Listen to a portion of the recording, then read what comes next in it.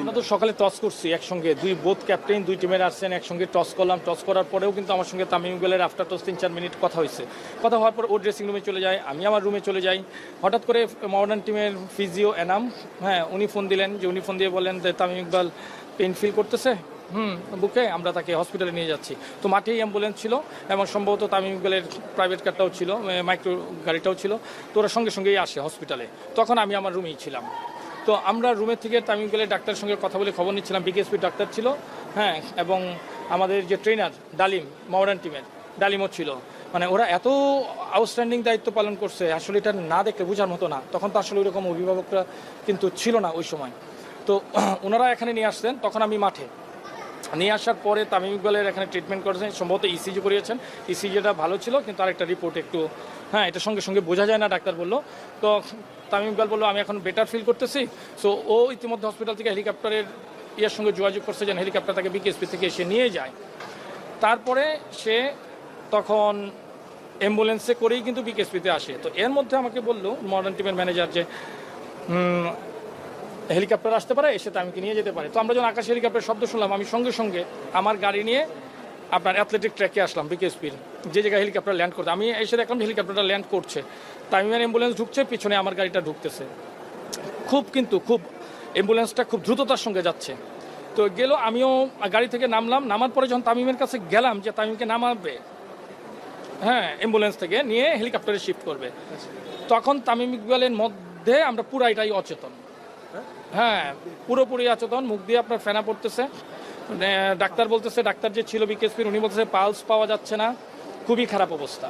এর মধ্যে ডালিম পাঞ্চ করতেছে, তাদের যে প্রাথমিক ট্রিটমেন্টটা দেওয়ার, মানে এতই বাজে অবস্থা। তখন আমি সঙ্গে সঙ্গে ডাক্তারকে জিজ্ঞেস করলাম, ডাক্তার সাহেব আমরা কি তাকে হেলিকপ্টারে ঢাকা নিব, নাকি আমরা আবার হসপিটালে ব্যাক করবো, কোনটা?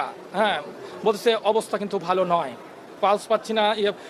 অবস্থাটা আমি তো তামিম গেলে পায়ের দিকে আমি এরকম করতেছি, তামিম বলে ডাকতেছি, কোনো প্রকার রেসপন্স নাই। ডাক্তার বলতেছে দাদা খুব তো সঙ্গে সঙ্গে ডাক্তার যখন বললো যে না নেওয়াটা ঠিক হবে না, সঙ্গে সঙ্গে বললাম তাহলে হসপিটালে ব্যাক করেন। আমরা আবার ট্রলি দিয়ে জিনিসটা ভেতরে নিয়ে ডাক্তারের পরামর্শক্রমে আমি বললাম যে যেহেতু আমি ম্যাচ রেফারি ছিলাম, আমাদের তো একটা তো সিদ্ধান্ত তো নিতে হবে।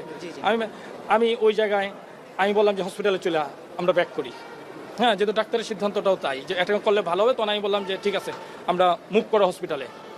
তো আমরা যখন গাড়ি নিয়ে হসপিটালে মুভ করি, রাস্তায়ও কিন্তু 4-5 মিনিটের মধ্যে আমরা পৌঁছায় যাই, কোনো জ্যাম ছিল না। তখন গাড়ির মধ্যেও কিন্তু তার ট্রিটমেন্ট চলতেছে, ডাক্তার এবং ডালিম, আমি সামনের সিটে বসা।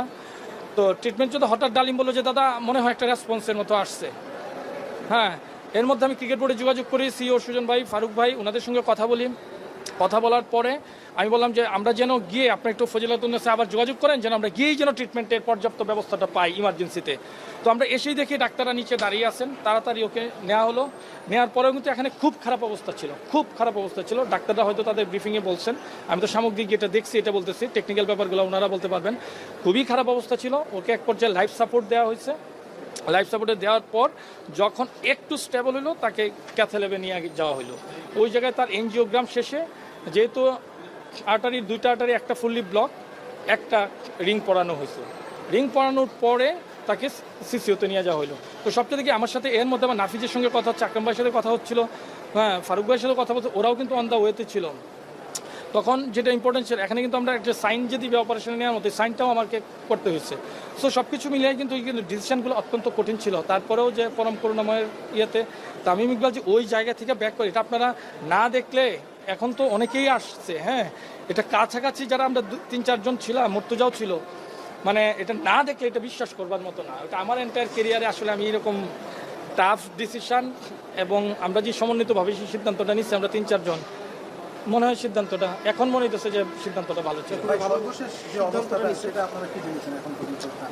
সর্বশেষ যেটা, তামিমের ওয়াইফ তার সঙ্গে আছেন, আইসিইউ সিসিইউতে সঙ্গে আছেন, তার স্বজনরাও দেখা করেছেন।